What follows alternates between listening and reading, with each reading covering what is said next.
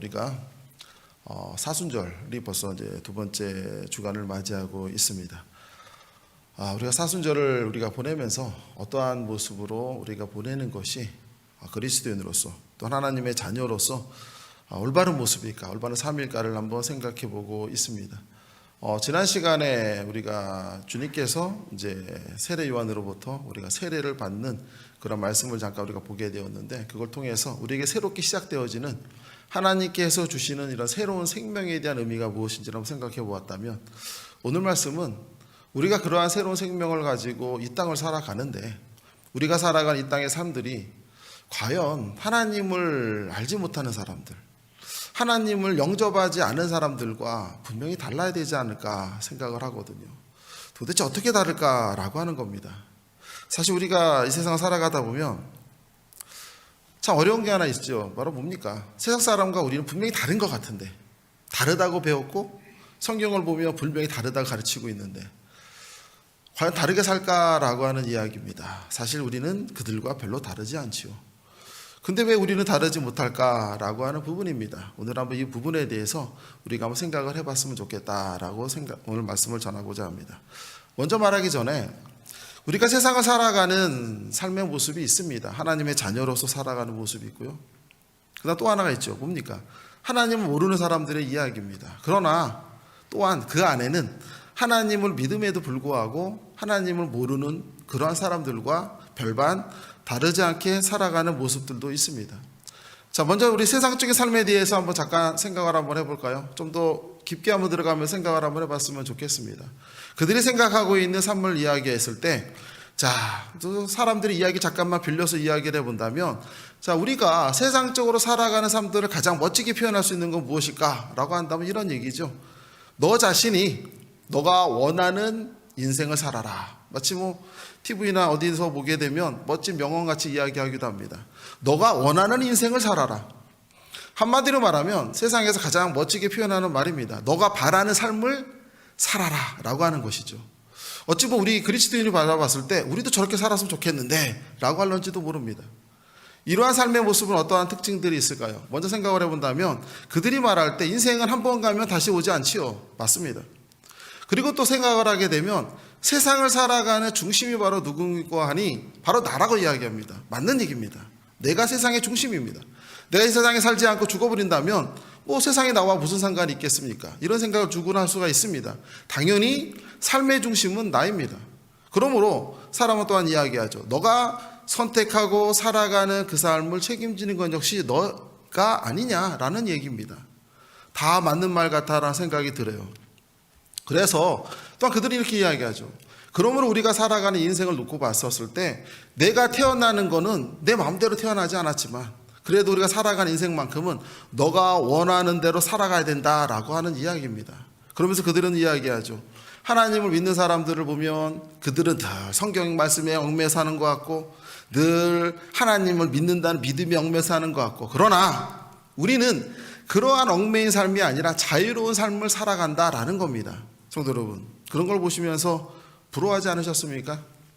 어쩌면 믿음이 우리가 깊지 않을 때는 그런 걸 바라보면서 어쩌면 저런 삶도 멋진 것 같은데 도대체 왜 나는 하나님을 믿고 살아간다고 하는데 왜 저들처럼 자유롭지 못할까라고 어쩌면 그들을 보면서 부러워했는지도 모릅니다.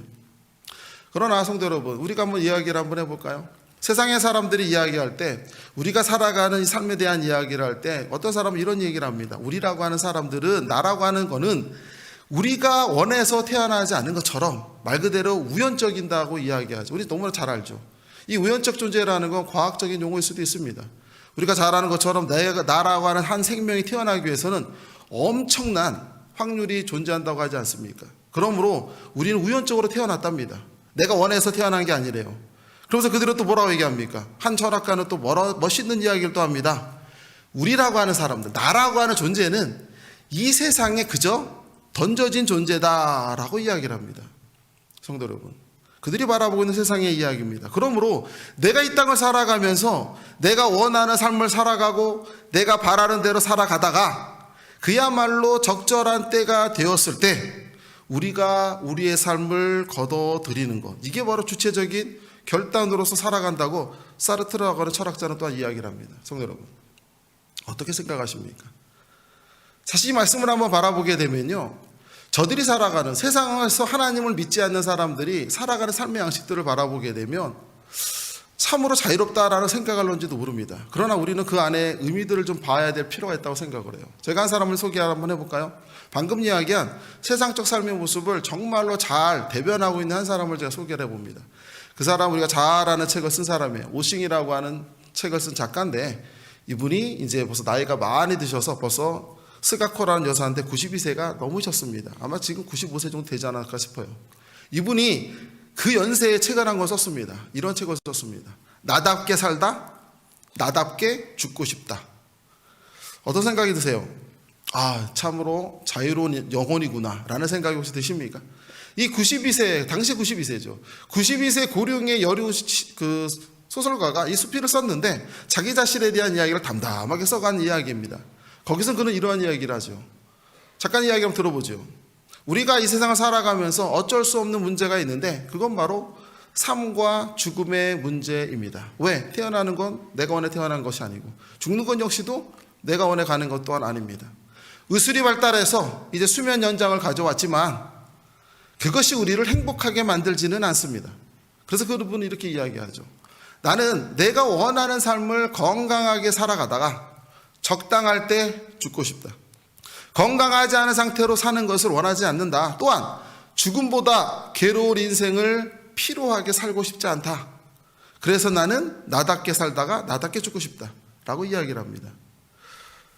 성도 여러분, 사실 오늘날 제가 이 말씀을 잠깐 들어가면서 우리가 생각을 한번 해봐야 될 거는 앞으로 우리가 살아가는 인생들, 우리 자녀들의 인생들, 뭐 손주들의 인생, 앞으로 너무나 긴 시간입니다만 그들의 인생까지는 하나씩 하나씩 내려다 본다고 한다면 어쩌면 이분이 이야기하는 이와 같은 삶에 대한 이야기들이 우리에게는 그렇게 무시되어지는 얘기는 아닌 것 같습니다. 그러면서 이분이 한 가지 이야기를 하죠. 새로운 것을 하나 화두를 던집니다. 뭐라 얘기하는 거니? 우리가 내 삶을 정하는 것이 이러한 선택적 안락사를 우리가 화두로서 이분이 던지고 있습니다. 바로 무슨 얘기입니까? 이제 내가 생명을 떠나는 건 내가 얼마든지 그 시간을 정할 수 있어야 된다는 얘기죠.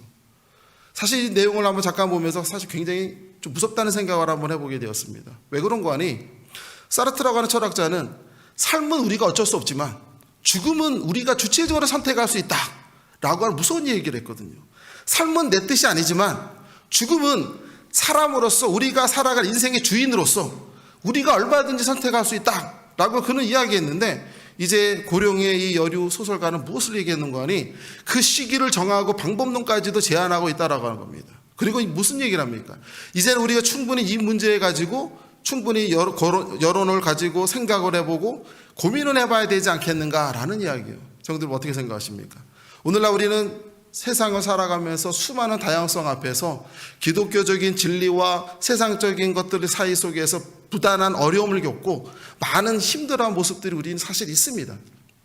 그러나 사람들의 교만함은요, 이제 바벨탑의 시대를 넘어서고 있는 것 같아요. 사실 하나님의 영역이라고 이야기하는 게 있죠. 바로 무엇입니까? 사는 문제와 죽는 문제거든요. 그런데 이제 사람들은 이야기하죠. 바로 무엇을 얘기합니까? 사는 것은 모르겠지만 죽는 것만큼은 사람이 선택할 수 있지 않겠는가 라고 하는 이야기거든요.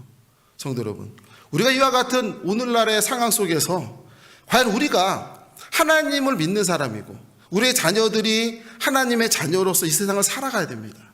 과연 그들이 이 세상을 살아갈 때 우리는 과연 어떠한 자세와 어떻게 이와 같은 인생을 바라보는 우리의 이러한 올바른 관점이 있어야 될까? 오늘은 이것을 한번 생각해 봤으면 좋겠거든요. 성도 여러분, 우리가 이것을 한번 이야기하기 전에요, 우리가 먼저 생각해야 될 것이 있죠. 바로 무엇일까요? 바로 나라가는 게 바로 누구냐라고 하는 겁니다. 우리가 사람들이 이야기할 때 누구나 다 이야기합니다. 나라고 하는 존재를 어떻게 규정할 수 있을까? 나를 알아야만이 우리가 이 세상을 살아갈 때 어떠한 모습으로 살아갈 수 있는지를 알 수가 있거든요. 오늘 성경 말씀을 잠깐 한번 보지요. 이 말씀을 잠깐 보시면 우리 너무나 잘 아는 말씀 아닙니까? 이 말씀은 언제 주로 많이 보실까요? 잘 아실 거예요. 언제죠? 뭐 교회에 보면 새신자들, 아니면 이제 천국잔치 해가지고 이제 처음 이제 교회를 나오시는 분들, 그분들을 다 이렇게 오시게 되면 사실 거의 뭐 단골 규절이라고 하죠. 요한복음 3장 16절입니다. 그리고 교회 다니신 분들은 누구나 이 말씀을 달달달 해오시죠. 찬양도 있지 않습니까? 어린아이들이 찬양 다 합니다. 너무 익숙한 말씀이에요. 너무 익숙한 말씀이고 누구나 다 잘하는 말씀이에요. 모르는 분이 거의 없을 거예요. 교회 다니신 분들하면. 그런데 이 말씀 속에서 우리에게 던져주고 있는 메시지는 너무나도 무거운 말씀 우리에게 던져주고 있다라는 생각을 들거든요. 오늘 한번 말씀을 요한복음 3장 16절의 말씀을 보면서 과연 우리가 맞닥뜨리고 있는 인생이라고 하는 게 얼마나 위대하고 얼마나 귀하며 하나님의 얼마나 큰 은총이 넘치는 자리인지를 우리 한번 깨닫는 시간이 되었으면 좋겠습니다. 말씀을 잠깐 볼까요? 요한복음 3장 16절 전반부의 말씀을 잠깐 한번 보시죠. 앞부분에 뭐라고 얘기합니까? 하나님이 뭐라고 얘기하죠? 세상을 이처럼 사랑하사. 여기까지만 한번 보죠. 하나님이 세상을 사랑하셨답니다. 성도 여러분, 모르신 분 계실까요? 교회 다니신 분들은 수도 없이 들으셨죠. 소위 말해 이런 걸 이렇게 표현하지 않습니까? 귀에 딱지가 나도록 들은 말씀 아닙니까? 맞습니다. 하나님의 세상을 이처럼 사랑하사라는 말씀이죠. 사실 이 말씀이 어찌 보게 되면 너무나 흔한 말씀이고 성경 곳곳에 너무나 나오고 설교하게 되면 수많은 설교 가운데 늘 쏟아지는 말씀이 바로 뭡니까? 하나님은 당신을 사랑하십니다. 하나님은 나를 사랑하십니다. 수없이 들은 이야기예요. 오늘 이 말씀을 한번 볼까요? 이 말씀 속에서 무엇이 포함이 되어 있을까요? 먼저 세상이라는 단어가 떠오르고 사랑이라고 하는 단어가 떠오르죠. 세상은 무엇입니까? 우리가 살아 이 세상을 수도 있지만 여기서 말하는 세상이라고 하는 것은 우리가 확대된 모습으로서의 세상이죠. 엄밀하게 이야기한다면 하나님께서 말씀하신 세상은 듣는 자들이 너무 많기에 그들 모두에게 향한 말씀이다 보니까 세상이라는 단어를 썼지만 우리 자신으로 들어가서 이야기한다고 한다면 이 말씀을 한마디로 표현하면 이렇게 표현할 수 있을 것 같아요. 뭐라고 얘기할 수 있을까요? 하나님께서는 누구를 사랑하신다고요? 그래요. 나를 사랑하십니다. 너를 사랑하시고 우리를 사랑하죠. 나가서 아직 하나님을 영접하지 않는 그들조차도 하나님께서 사랑하신다는 의미죠. 이것이 바로 하나님께서 바로 세상을 사랑한다라고 하는 의미입니다.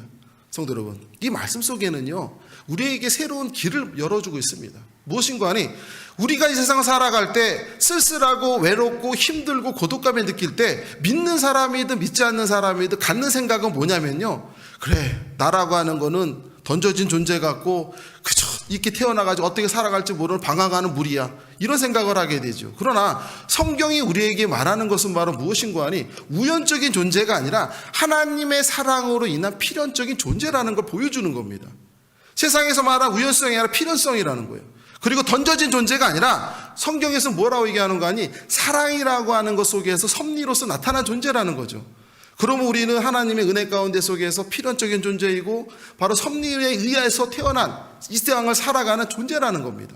이것이 성경에서 우리에게 가르쳐주는 진정한 의미에서의 나라고 하는 정체성이에요. 이게 바로 성경이 말하는 그리스도인의 정체성이죠. 세상과 다른 부분입니다. 이렇게 다르기 때문에 우리들의 삶에 놓여진 것들도 달라야 돼요. 그러나 우리는 그러지 않지요. 인생을 살아가다 보면 믿지 않는 자들도 방황하고요, 믿는 자들도 방황합니다. 우리의 고민이나 믿지 않는 사람들의 고민이나 똑같습니다. 저들이 방황하는 거나 하나님을 믿는다고 우리가 방황하는 거나 똑같아요. 도대체 달라지는 게 아무것도 없어 보여요.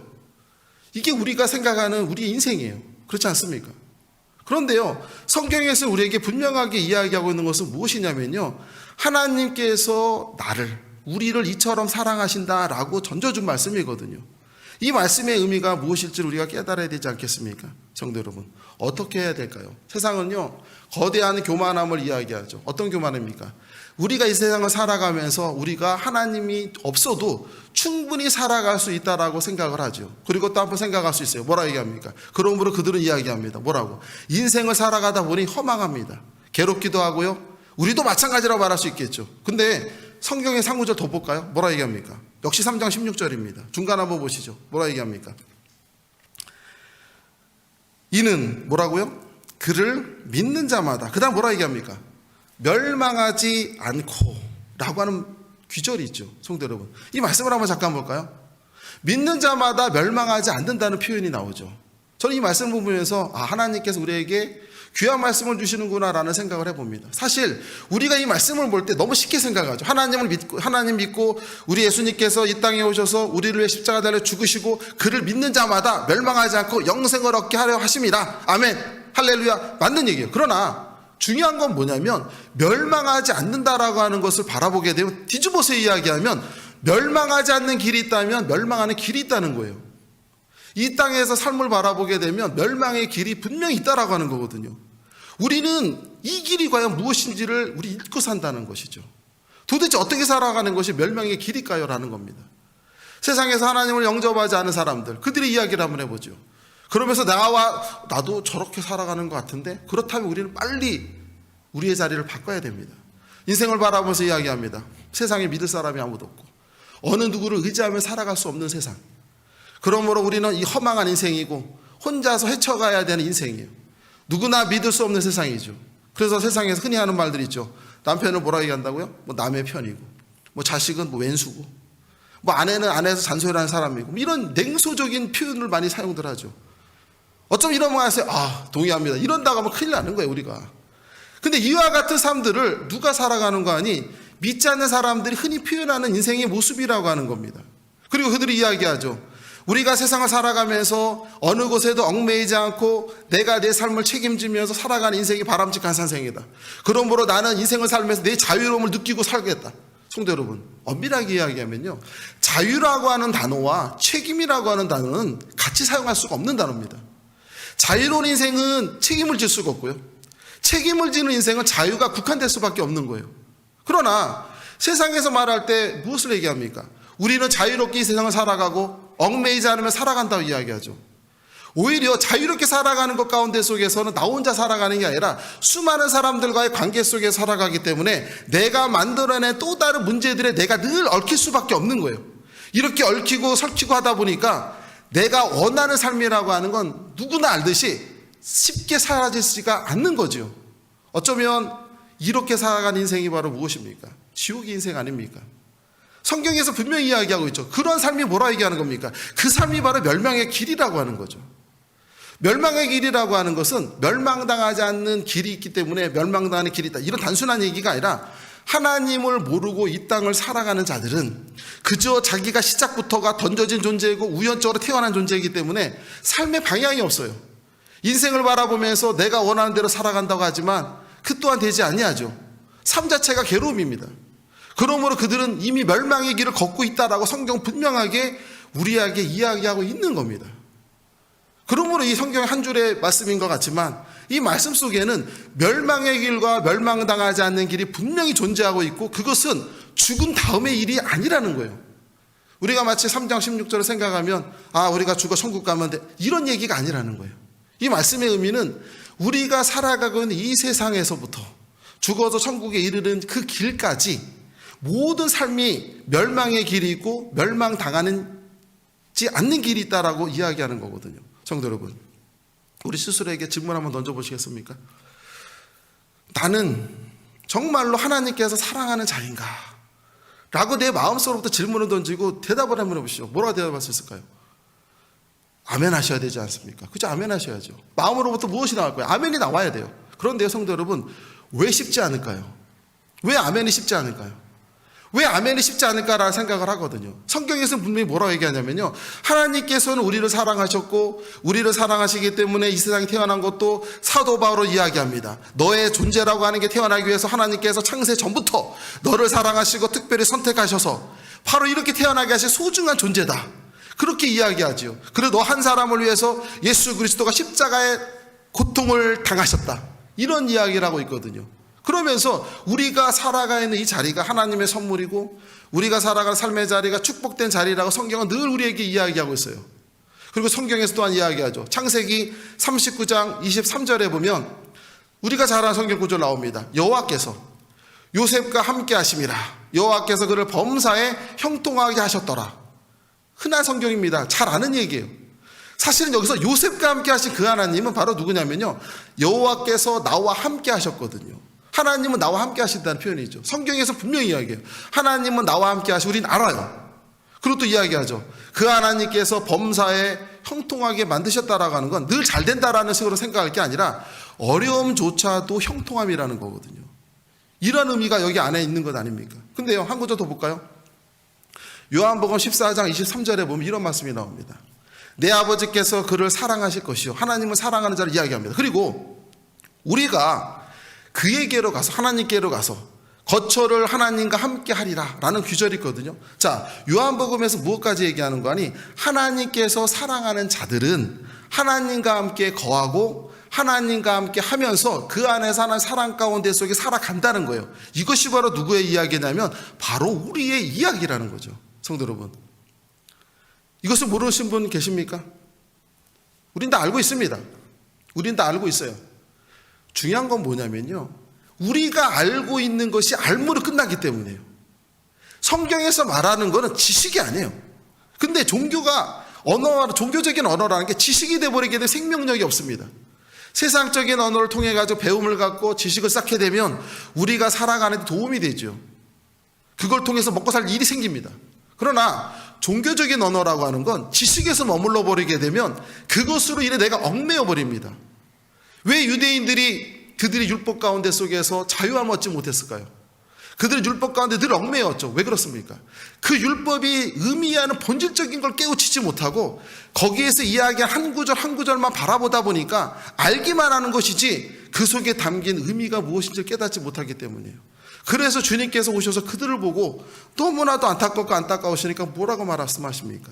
진리가 너희를 자유케 하리라. 무슨 얘기예요? 그 본질적인 의미를 깨달으면 얽매이지 않고 우리에게 주신 하나님의 삶과 은혜가 얼마나 위대하고 큰 것인지를 알게 되는데, 깨닫게 되는데 지식으로만 머릿속에 갖고 있으니까 안 된다는 거예요. 우리가 하나님이 나를 사랑하는 걸 알고요, 하나님이 내 자녀를 사랑하는 거 압니다. 하나님 우리 가정을 지켜주시는 거 알아요. 그런데 알기만 하기 때문에 우리의 삶을 만나기엔 달라져요. 우리가 삶이라고 하는 건요, 바로 이런 겁니다. 우리가 아무리 신앙이 있고 하나님 믿고 하나님의 사랑을 깨닫고 하나님의 은혜를 바라보지만 이것이 알므로 머물러 버리게 되면 이게 지식이죠. 지식은 과거예요. 과거에 쌓여진 지식이라고 하는 건 내 삶을 만나면서 무너져 버려요. 우리는 삶을 살아가다 보면 던지는 질문들이 있죠. 내 삶을 살아가다 보니까 우리는 늘 얘기합니다. 나는 늘 조급하게 살아가는 것 같고 어떨 때 내 자신을 돌아보면 과연 내가 제대로 살고 있는 걸까? 라고 걱정이 들기도 하고. 어디 그렇습니까? 앞을 향해 생각해보니 살아갈 일이 한숨만 나오죠. 생각하면 생각할수록 머리가 터질 것 같으니 괴롭기만 합니다. 하나님을 믿고 사는 것 같은데 늘 마음에 평안함이 없어요. 성도 여러분, 혹시 우리의 삶이 이렇습니까? 우리의 삶도 이러할 때가 있죠. 분명하게 이야기할 수 있는 거. 이러한 삶이 있을 수 있습니다. 근데 왜 우리는 이러한 것을 극복하지 못할까라고 하는 질문인 거예요. 왜 우리는 멸망의 길을 걷지 않는다라고 성경은 선포하고 있는데 왜 우리의 삶은 멸망의 길을 걷고 있냐라는 거거든요. 그것은 바로 무엇인가 하면 알면서 머물기 때문입니다. 성경은 이야기하죠. 알면서 머무는 것이 아니에요. 이제 우리가 부딪히는 삶 가운데 속에서 하나님께서 우리와 함께 하신다고 성경이 말씀하시는 걸 믿으면서 믿음으로 나아가는 것이죠. 믿음이라고 하는 건 현재적인 언어예요. 알미 과거라고 한다면 내가 살아가는 과정 속에서 부딪히는 거죠. 삶을 부딪히게 되면 괴로운 인생도 있어요. 그러나 그 괴로운 인생을 살아가면서 하나님께 기도하고 성경에서 말한 것을 믿으면서 나가다 보면 내 삶 가운데 참여하시고 함께 하시고 역사하시는 하나님의 은혜를 보게 되거든요. 근데 처음에는 잘 안 보입니다. 왜 안 보일까요? 내 삶을 내가 집중하다 보니까 하나님의 모습보다는 나밖에 안 보이죠. 앞을 향해 달리는 사람은요, 너무 급하면 급할수록 아무것도 볼 수가 없어요. 급한 사람은 아무것도 못 봅니다. 오로지 앞만 봐요. 왜? 그만큼 조급하기 때문에. 그 속에서 하나님이 보일 리 만무죠.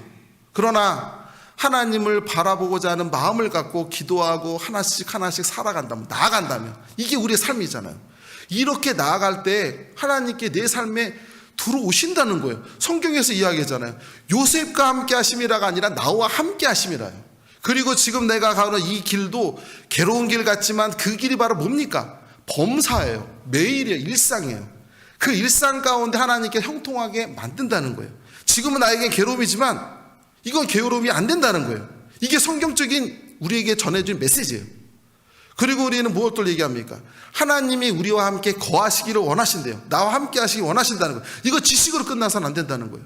이걸 삶을 통해서 만들어 가자는 거예요. 부딪히는 거죠. 그런데 중요한 게 있습니다. 하나님께서 우리에게 이것을 선물하신다는 거예요. 그래서 믿음은 선물인 겁니다. 우리가 살아가는 이 땅의 삶을 살아가면서 하나님께서 우리에게 믿음을 선물로 주시죠. 그 믿음의 선물은 무엇입니까? 내가 살아간 삶 속에 의미를 찾아낼 수가 있죠. 지금은 내게 아무것도 아닌 것 같고, 나는 허망하게 살아가는 것 같고, 매일매일 하루하루 삶이 특별히 나아지는 게 없는 것 같은데 아니라는 거예요. 왜? 하나님의 은혜가 내 삶 가운데 함께 하면서 내가 살아가는 범사의 일이 바로 하나님이 함께 하시라는 것을 믿음으로 깨우치게 되기 때문이죠. 성도 여러분, 그래서 믿음은 우리에게 현재적으로 더 은혜를 주는 겁니다. 하나님의 은혜죠. 하나님께 주시는 그 은혜가 우리 삶 속에 나타나면서 우리의 삶이 바로 멸망의 길이 아니라 하나님으로 인한 새로운 멸망당하지 않는 길임을 우리가 알게 되는 거예요. 성도 여러분, 그래서 우리는 삶에 얽매이지 않을 수가 있는 겁니다. 쉽냐고요? 당연히 어렵습니다. 저도 어렵습니다. 우리 모두가 다 어려운 길이에요. 그러나요, 성도 여러분, 다행스러운 게 하나 있죠. 왜일까요? 내가 하는 거라면 불가능할 수도 있어요. 그러나 성경에서 우리에게 분명히 이야기하죠. 뭐라 얘기합니까? 하나님이 우리를 사랑하는 모습이 믿음을 주는 모습인 거예요. 하나님의 사랑을 깨우쳐가는 건 내가 억지로 깨우쳐가는 게 아니라 내가 살아가는 삶 가운데 속에서 내가 인내라고 하는 단어를 붙들고 살아가는 내 인생이다, 그런 게 아니라는 거예요. 나는 인내인데 하나님께서는 그 인내가 아니라 그 속에서 풀어지고 만들어지는 건 축복인 거예요. 그것이 내가 때가 되면 감사가 되죠. 은혜가 됩니다. 그러면서 무엇을 깨닫습니까? 믿음을 통해서 하나님의 사랑을 알게 되는 거죠. 여기서 안다라는 건 지식으로 한 게 아니라 내 삶 속에서 만나지는 거예요. 이게 바로 믿음의 큰 모습이 아니겠습니까? 우리 여기까지 나가야 된다는 거죠. 그 다음에 나올 것이 무엇이 있을까요? 깨달음으로 나가야 됩니다. 어떠한 깨달음이 있어야 될까요? 이런 걸 알게 되면, 믿게 되면 그 다음에 있죠. 우리가 내일 어찌 알겠습니까? 사랑하는 자녀들의 인생이 있습니다. 최선을 다하지만 그들이 어떻게 될지 우리 알 수가 없어요. 차라리 내가 살아있을 때는 도움도 주고 뭔가도 할 수 있지만 어찌 내가 그들보다 오래 삽니까? 그들의 인생 우리가 어찌 책임집니까? 그러나 할 수 있는 게 하나 있죠. 무엇입니까? 내게 은혜 주시고 내게 사랑을 주시고 내게 믿음으로써 보여주셨던 그 하나님이 내 자녀와 나의 앞으로의 인생 가운데도 함께함을 우리는 믿을 수가 있는 거예요. 이미 알았죠. 그럼 우리는 뭐 할 수 있을까요? 맡길 수가 있는 겁니다. 성도 여러분, 맡긴다라고 하는 건 억지로 되는 게 아니죠. 아침에 기도하면서 하나님 내 인생 오늘 하루를 맡깁니다. 절대 말처럼 쉽지 않습니다. 맡긴다는 건 그저 되는 게 아니라요, 이와 같은 현재적 삶 가운데 속에서 하나님의 내재하시고 함께 하신 은혜를 깨달을 때 우리가 가능한 것 아니겠습니까? 성도 여러분, 세상을 살아갈 때 우리에게는 분명한 삶의 모습이 있습니다. 어떠한 모습을 살아가든지 그건 우리의 선택이에요. 세상에서 하나님을 믿지 못하고 모르고 살아가는 사람들이 그들이 말하기를 자유롭게 살고 얽매이지 않겠다고 큰 소리를 치고 얘기하지만 엄밀하게 이야기하면 그들 역시도 얽매여 살고 괴롭게 살고 힘들게 사고, 그럼으로써 그래서 그들이 소망하는 게 자유로움을 소망하듯이 우리 역시도 그들과 다르지 않는 인생을 살아가면서 괴롭고 힘들게 살아가도 한 인생 아니겠습니까? 성경에서는 오늘 요한복음 3장 16절에게 분명히 이야기하죠. 우리 너무나도 많이 암기하고 다니는 말씀이잖아요. 그런데 이것을 언제까지 외우고만 끝내겠습니까? 성도 여러분, 오늘에 살아가면서 하나님이 세상을 좀 사랑하사, 하나님이 나를 사랑하사, 하나님이 나의 가정을 사랑하사, 하나님이 내 자녀들을 사랑하사, 이게 핵심입니다. 그 다음에 무엇입니까?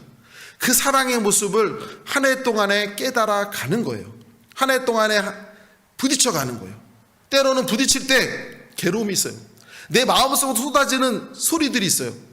도대체 이게 과연 하나님의 은혜고 이게 과연 하나님 뜻이고 내가 살아가는 이것이 과연 무엇이고, 그런 속에 쏟아지는 말들이 있어요. 그러나 성경이 말하는 건 뭡니까? 세상적인 언어는, 세상의 삶의 모습이라는 건 쏟아지는 대로 살아가는 거예요. 내가 마음속에서 외치는 대로 살아가는 거예요. 그러나 성경은 우리에게 무엇을 얘기합니까? 침잠하라요. 너는 스스로가 침잠하라. 깊어지라는 거죠. 깊어지면서 그 속에서 무슨 의미가 있는지를 깨달으라는 거예요. 세상은 그저 내가 쏟아지는 대로 살면 돼요. 내가 원하는 삶이에요, 그게. 그러나 성경은 그렇지 않습니다. 너는 침잠하고 하나님의 음성을 들으라요. 하나님께 너에게 다가오는 소리를 들으라요. 이것은 때로는 인내를 요구합니다. 때로는 이것은 무엇을 요구합니까? 나의 성숙을 요구하는 거예요. 나를 내려놓는 걸 요구하는 거예요. 이것이 바로 뭡니까? 현재적 삶이라는 거예요. 현재적인 인생을 통해서 우리가 그렇게 하나씩 두 개씩 하나님의 은혜 가운데 변화되어 가는 것이죠. 성도 여러분, 이게 바로 우리의 삶이라는 거예요. 이게 바로 하나님께 우리에게 허락하신 이 땅의 인생이고 우리가 나아가야 될 삶이며 사랑하는 우리 자녀들의 인생이 되는 겁니다. 성도 여러분, 우리가 이렇게 살아가야 되지 않겠습니까? 그러면서 우리가 한 해를 나갈 때 2월 달이 벌써 다 지나가죠. 이제 3월입니다. 3월을 부딪히면서 하나님께 또 다른 깨달음을 우리에게 주실 거예요. 하나님의 은혜도 우리는 믿을 수가 있다는 겁니다.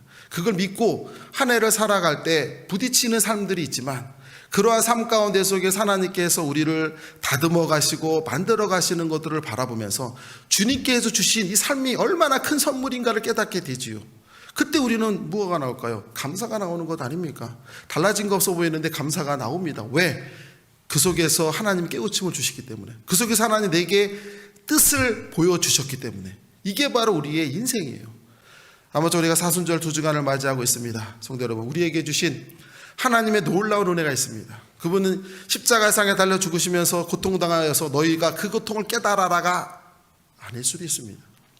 내가 왜 십자가를 졌으며 내가 이 십자가를 짐으로써 너희에게 허락하고자 하는 인생이 무엇이고 너희들에게 열어주고자 참 인생의 길이 무엇인지를 너희들이 깨달으라. 어쩌면 이게 더 귀하지 않을까요? 우리는 이것을 깨달아 가야 됩니다. 그래야만 우리들은 세상의 그들과 다른 인생이 아니겠습니까? 아무쪼 한 주간 생활하실 때 말씀의 은혜를 생각하시면서 한 주간 우리가 더 깊게 묵상하는 그러나 우리 성도들 삶이 되시기를 주님의 이름으로 축원합니다.